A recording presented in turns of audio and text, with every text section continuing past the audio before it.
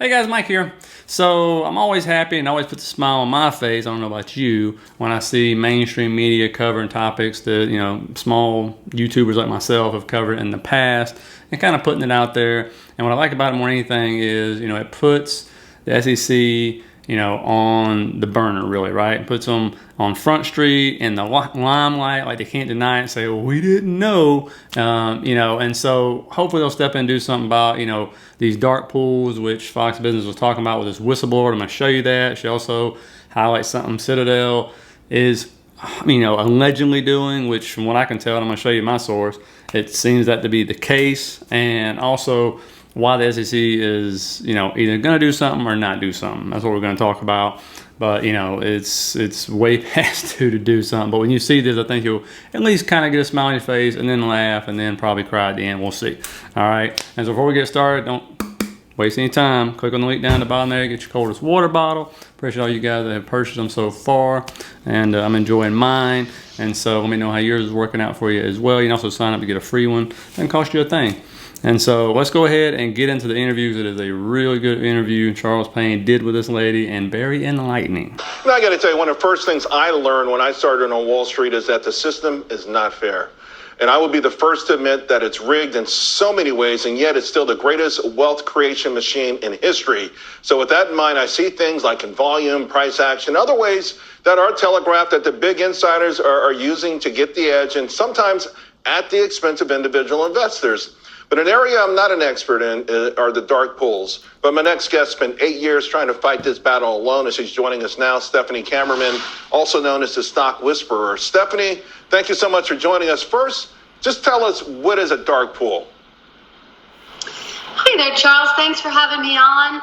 Yeah, the market is rigged and manipulated by the dark pool. And what it is it's this alternative trading system called an ATS, where the big institutions do most of their trades. And why they love to do their trades in this alternative exchange is that they don't have to report one single share until their entire order is completed. So they have 3 hours, even after it's completed, to show their hand, to show us their trade. So they love it. Right. And of course, it can be worse than that, because you discovered some loopholes in this dark pool system, including that 24-hour late rule. How does that work? Well, I was informed by a floor trader that if Goldman Sachs, we'll just use him, he's one of the biggest institutions out there, if they were to cross their trade from their London desk to their New York desk, they don't have to report this trade for 24 hours. This is huge. I mean, I've spotted them selling massive amounts. We're talking billions of dollars, Charles, at the top without showing their hand for 24 hours. They're literally coming in the next day. This should be illegal, but there's that loophole, and they buy the same way. We don't see one single share until 24 hours later. Right. They're literally coming in all day long. Yeah, it's a huge advantage. No, of course, the dark pool implies a lack of transparency, obviously. And we know that whenever there's a lack of transparency, when something is opaque, bad things happen. So right now, we hear about fines, right? But they're so minuscule. I mean, people are saying they're a joke. Tell us about some of the fines that have, quote unquote, been leveled against these big firms. Yeah, I'm just going to talk about a couple of them, but, it's ridiculous. So in 2016, Barclays and Credit Suisse, they were allowing high-frequency traders into their dark pool, which, number one, that is so illegal. And then they were letting them front run. Okay, this was so bad. They got fined $154 million, which may seem like a lot to you guys, but it's nothing. They made billions of dollars. And Goldman Sachs got fined in 2011. They were doing price discrepancy in their dark pool, so people were getting filled at really bad prices. And what did they get fined? They got fined like $800,000. They make more than that before they even have breakfast, Charles. Citadel. I got to ask you about Citadel. Yeah. Let me ask you about Citadel Connect. What's going on there? Well, first of all, Citadel got fined $700,000 a little while ago for front running in front of their customers, okay? So now there's these angry investors out there, and they have every right to be angry, but they're claiming that Citadel has this exchange called the Citadel Connect, which is supposedly not a dark pool. All right, it's not registered as an ETS. And they are claiming that there are trades being done right now, you guys, that are not being reported to FINRA. Now, I have not done personal research on this, Charles, but if it's happening, I mean, this is disgusting. The SEC needs to do something about this right now if they're, they're not being compliant. If this is really happening, there needs to be something done right now. So, in the meantime, no, Stephanie, because we're running out of time, unfortunately, it's TV, but I'm going to bring you back. Listen, it's not a transparent system. These dark pools are being abused. And the bottom line is this manipulation does hurt investors in stocks like AMC and GameStop. Is that your opinion? Yeah, I mean, there's this short squeeze happening right now, as many of you know. And, they really believe that there are trades being done in this other exchange and it's not being reported. So, what can we do, Charles? What can we do?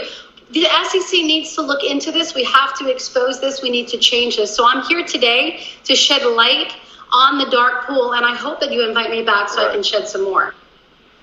No, we will. We will. Now, I know there's ways to make money off the dark pools, but right now we're looking at the more nefarious aspects of it because we want everyone in the market. It's got to be a fair, transparent market. And why the hell do these trillion-dollar folks need any advantage anyway? Stephanie, you're fantastic. Thank you very much. We'll talk to you again real soon. And so, first of all, big shout out to Stephanie. Great interview. Love her research, and she knows a whole lot about dark pools that most of us do. So I always like to, put that out to you guys. If you hadn't seen it, you gotta watch stuff like that. At least learn, okay, and understand the game and how it is manipulated, and at the highest level, like I said, I think it's ever been. And so, talking about the Citadel unregistered dark pool, you know me, your boy Mike. I'm always gonna try to dig into this stuff and see if I can find anything to collaborate that, and it's hard to find this stuff. But just looking at FINRA's website, I'm going to show you on the site and where to go, where you can see everybody's dark pools, right, that are registered. It's supposed to be registered, okay? You can't just make up a dark pool and not register it and not tell anybody. You're supposed to report these trades to FINRA, okay? And so look at this right here. So here's FINRA's website as of April 12th, 2021. The ones that are registered right here, you can look down and see this was Citadel's old black pool, Apogee, I think that's what it's called. And I did find research to show they did close this down in 2015. But then you look through here and you can see Citigroup, all their black pools that are registered. You go to, who we got, Merrill Lynch, you got a couple of them. B of A has them. Jefferies, JP Morgan has a couple of them registered. Credit Suisse, Citigroup again, Merrill Lynch again. Then you got Morgan Stanley, has like 3 of them on here. And you keep scrolling down, you see the big names. Virtue, we know, is a big market maker, I believe. Goldman Sachs is on here. Barclays is on here. UBS. Let's see, what else we got? Yep, Piper Jeffries. But you don't see any Citadel whatsoever. You see nothing on there with them having a registered black pool on FINRA's website. And so the truth is, I don't know why there has to be speculation, or are they registered, or are they not registered? It should be hopefully easy to find for the SEC, I would think. I would think they would have to know. And so I would think this black pool is registered somewhere. I just don't know where, because I showed you right there all the big institutions, right? I think I missed Fidelity, it was on there as well, on there in this huge list. And so I assume it would be somewhere. And if it's the law saying you have to report these trades to FINRA at some point in time, obviously, as Stephanie showed you, there's these delays here, or you can do overseas and all this stuff, and that delays even more, and all kinds of crazy stuff. But you would think that, but I think this just highlights the ineptitude or the lack or the will of the SEC to do anything about this, whether they just don't have the manpower, don't have the willpower, whatever it is, right? And the truth is, I'm not holding my breath they're ever going to do anything. Now they're being really put out there and made to look a fool more than ever because of the internet. This is finally going to mainstream media. Because you got to ask yourself, before 2021, when you ever seen dark pools on mainstream media or even on YouTube, really, right? You see somebody teaching you about dark pools, but it was never on the news, never anywhere more than it is now. And so the problem is out there. So now they should be forced to a corner to do something. But I'm going to prove you. See, right here, look in the past right here. This is not the first time we've had a problem with dark pools, by the way. And this goes way back before this date. But look at this right here. 2009, SEC Spotlight puts dark pool venues on defensive. You can read the article. They did absolutely nothing. And then we sit here and go forward a little bit here to 2013. SEC to crack down on sophisticated trading. Dark pools, yeah, right.